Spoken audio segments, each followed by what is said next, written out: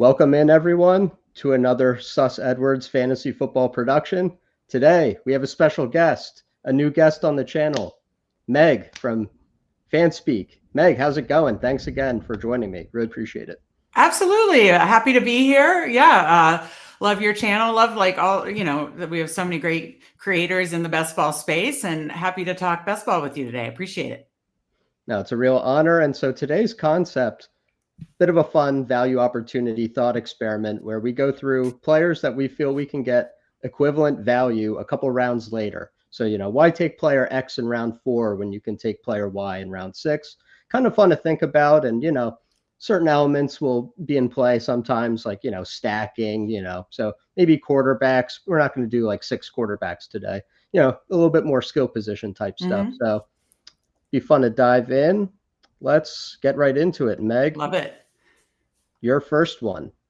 Couple fun rookie running backs. Yeah, I'm going to stay on brand with the Cam Skattebo love, because if you watch any of my shows on the Fanspeak network or any guest appearances, I have an obsession for Cam Skattebo. I blame my brother Steve. He sent me highlight clips as the big board drafts were starting of, Skattebo obviously had a monster season last year in college football, but I have been obsessed with Skattebo, and I actually took a lot of Travion Henderson in the pre-draft, and I don't mind his landing spot with the New England Patriots. And I am drafting some Travion Henderson, but I'm drafting a lot of Cam Skattebo because, why, take Travion Henderson when 4 rounds later you can get Cam Skattebo, who likely probably have many more touchdown opportunities, and especially on underdog half-point PPR, we're touchdown hunting. And so I think they're both going to be involved in the passing game.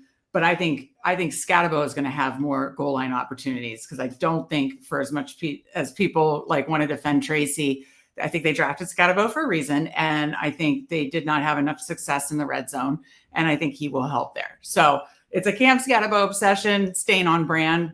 And I want a disclaimer that I do like Travion Henderson. I'm fine that I have a good bag of him from pre-draft. I am drafting him some. But to me, this is a 4 rounds later, we could get, Skattebo with, 4 or 5 more touchdowns than Henderson, and have somewhat of an equal workload, these fun, exciting rookies. So, I'm definitely taking a lot more Cam Skattebo, but that goes for almost any player. That's my bull case on Skattebo. Yeah, and it's interesting to think about that Cam actually might have the clearer path to a 3-down role, because Ramondre seems like a decent bit of competition. And especially Ramondre seems to have, still, they have frustrations with actually both Ramondre Stevenson and Tracy for the Giants with fumbling issues. But, if Ramondre holds on to the ball, he is built as a goal line back for sure. So you have to think that he could have more of that goal line high value touch role. Whereas Tracy, he's a, converted receiver. He was fine last year, but it's not, I want to say he ended up with 5 rushing touchdowns, somewhere in that ballpark.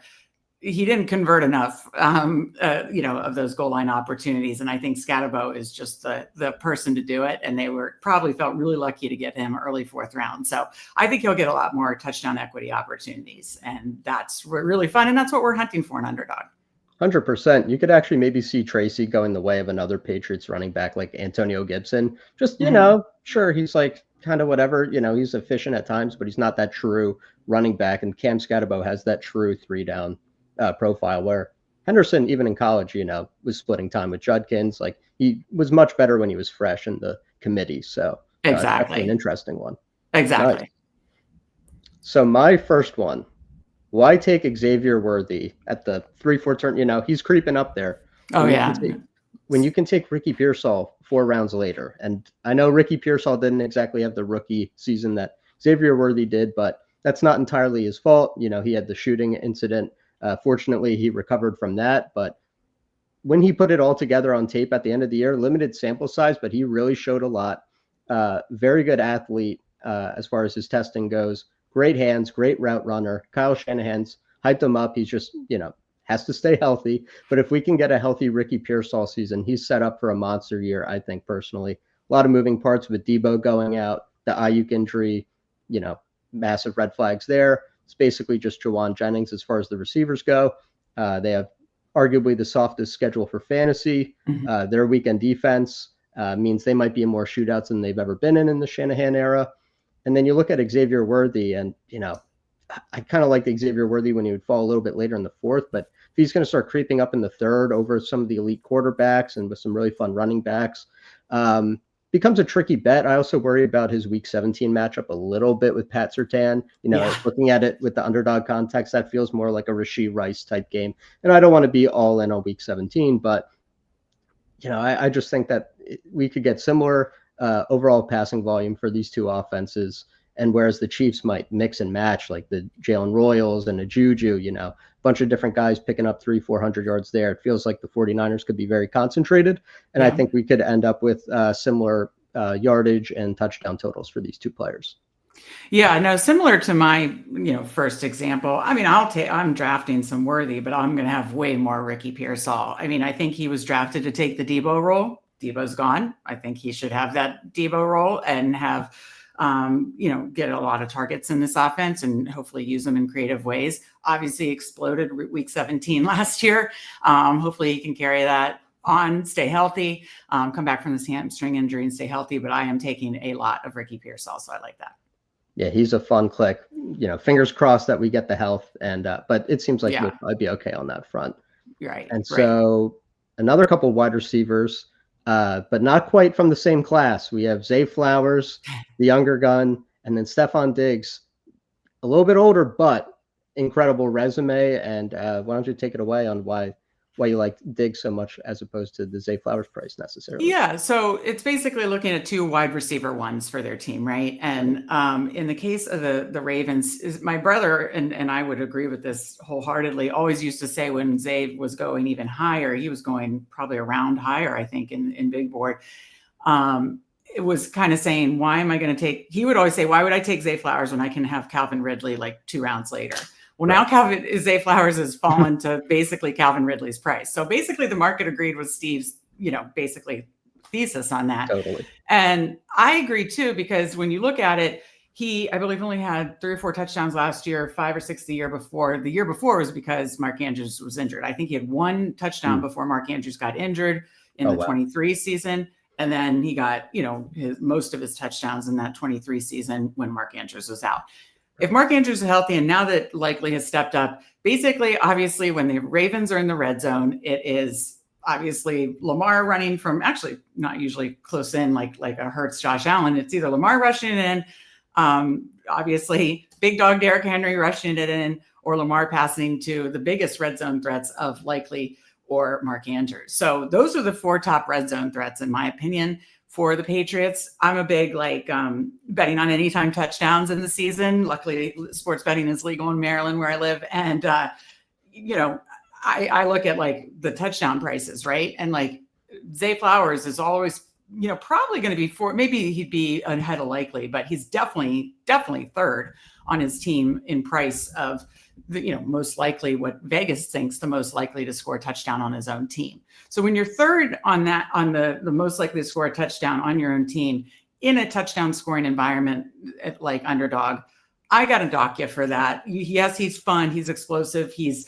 he'll have, I think he had a bunch of, games over 100 yards last year, and he can rack up catches. If I was on DraftKings, this would not apply the same.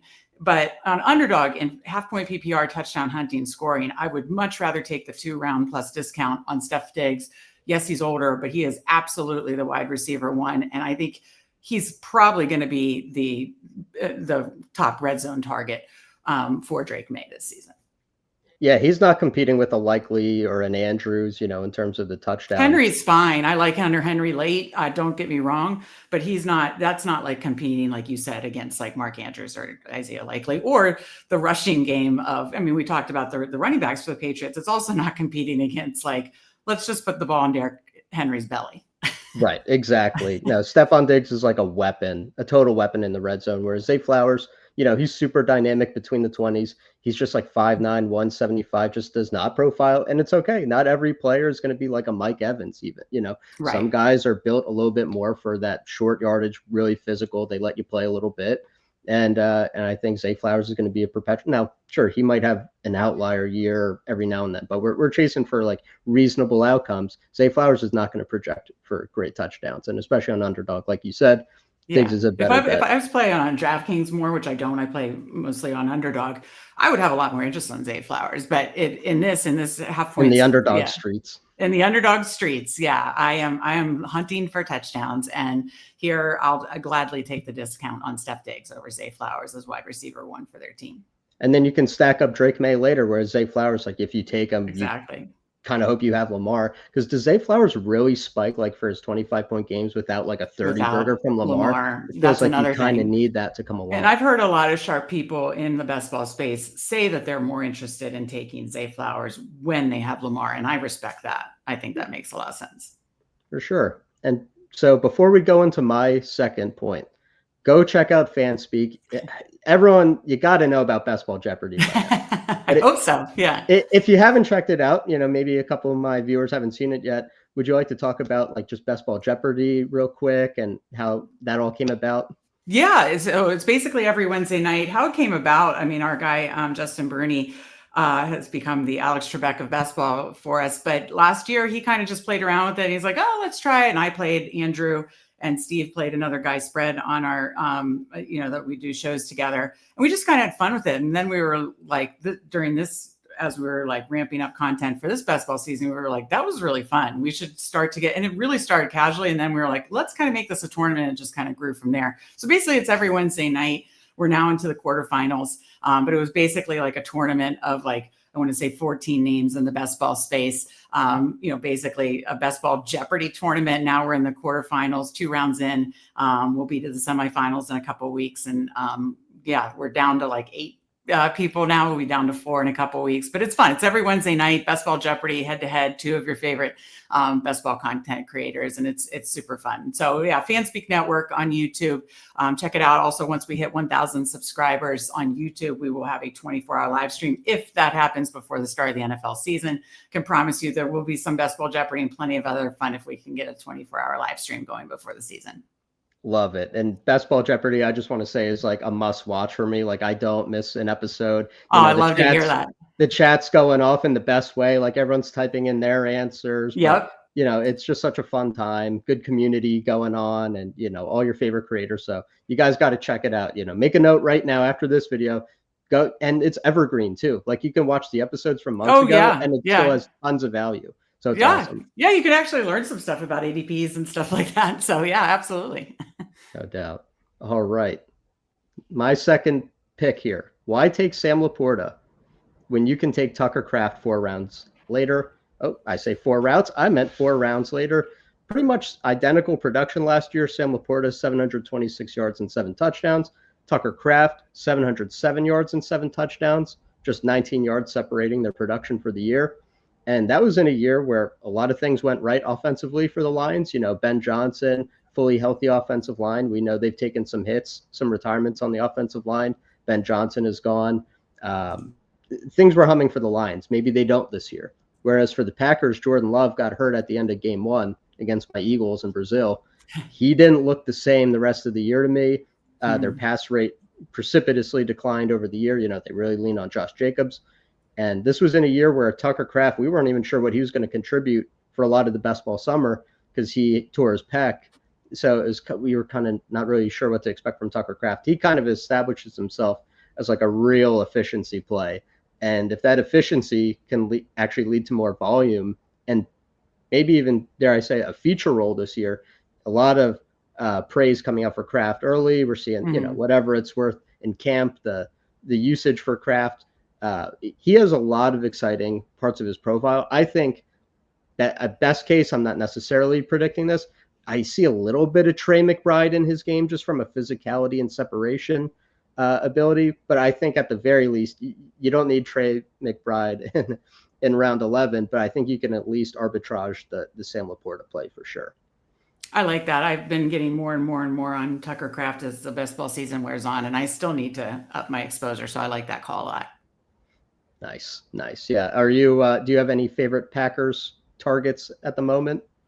No, I honestly probably have the most as far as their receivers of Dubs just because he goes so late and it's kind of in that gross wide receiver area where you're like, you can squint to see it with him a little more than some of the other receivers that go in that range.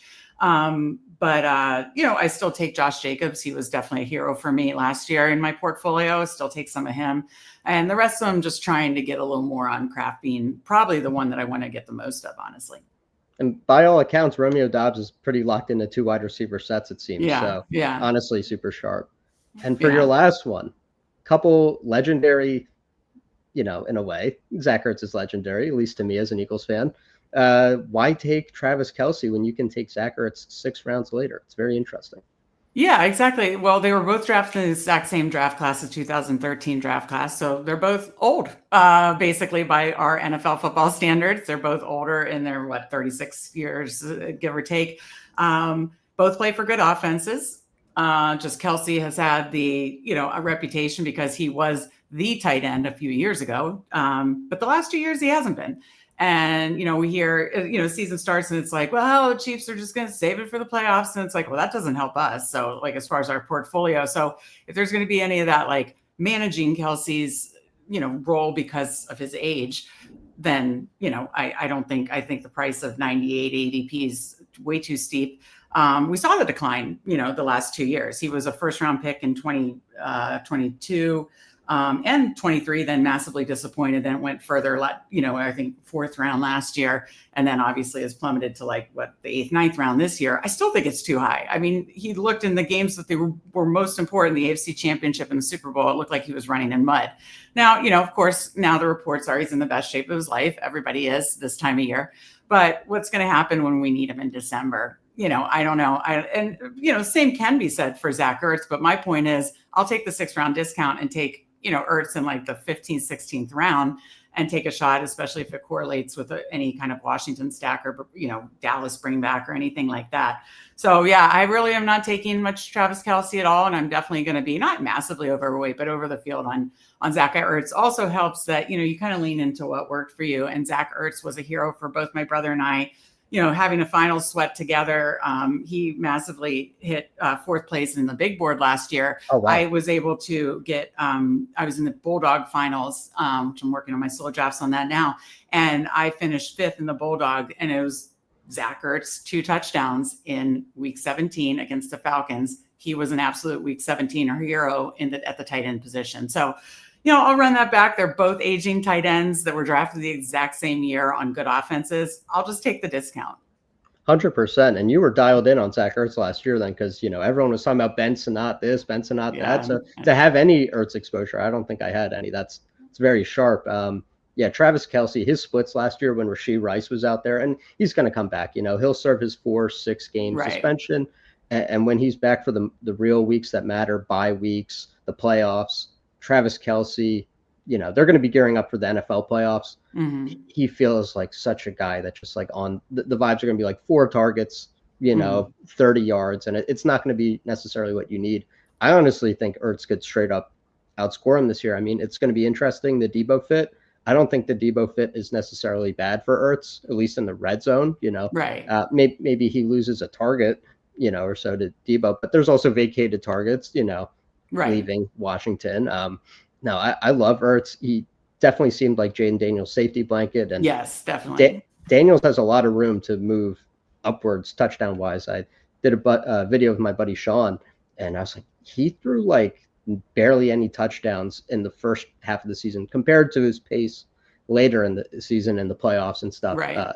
He really turned it on. So if Jaden Daniels has 35 touchdowns, I mean, you start looking at how Baltimore divides it up. Yeah. These tight ends are getting a lot. Exactly. Yeah, it could be very similar to Baltimore in that regard for sure. I like that. Yeah. So that's an awesome one.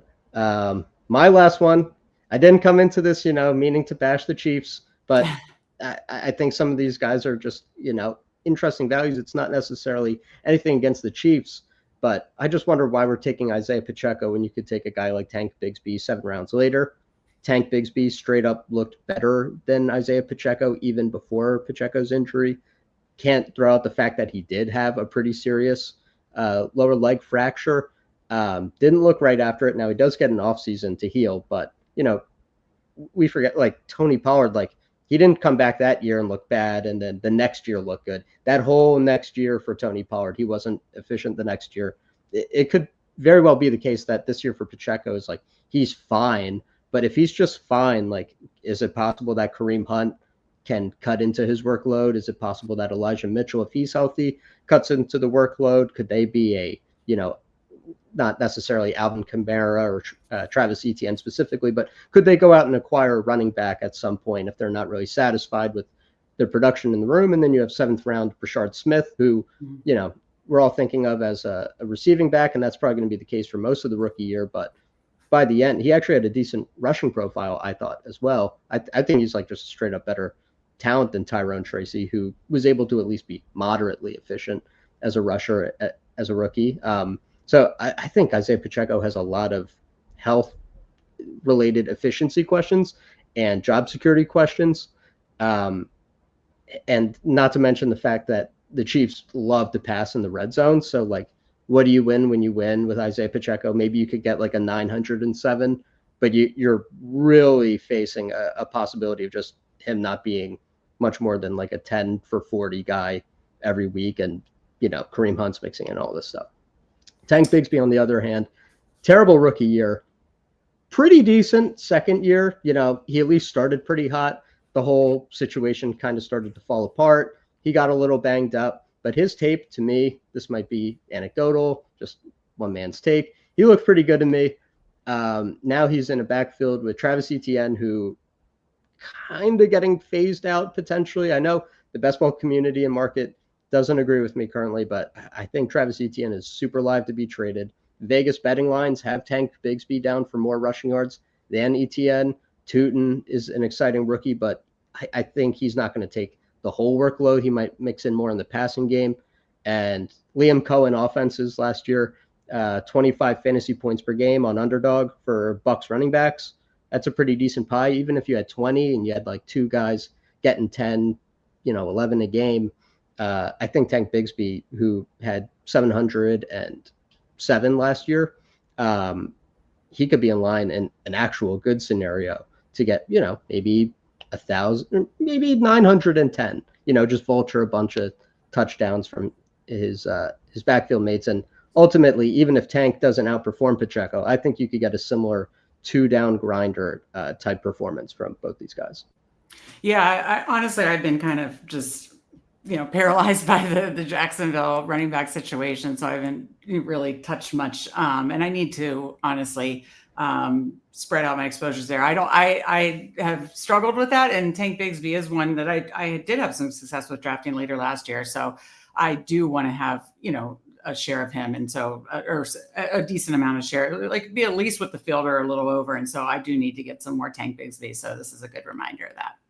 Yeah, he's gotten so cheap now, and he's just kind of not the underdog little note on him is like he's not a lock to outcarry Etienne. I'm like, oh man, they're really driving the price down, but it is what it is. We'll see how it all plays out in camp. Now this one could totally burn me, but I think Tank Bigsby has just as much job security as Pacheco, and he didn't break his leg, so it'll be interesting to see how this plays out. People are probably going to bookmark me on this one, and that's the fun of fantasy. They can circle back if I didn't nail it, but.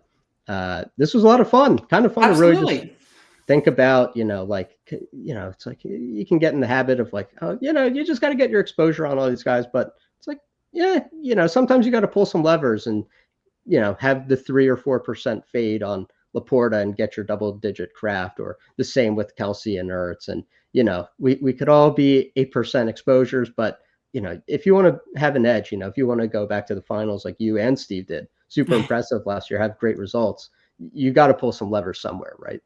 Yeah, I know. Some people, listen, I believe in the strategy side of best ball, and there's so many ways and edges to, there's so many ways to win in best ball or have success. There's so many different edges in best ball, I think.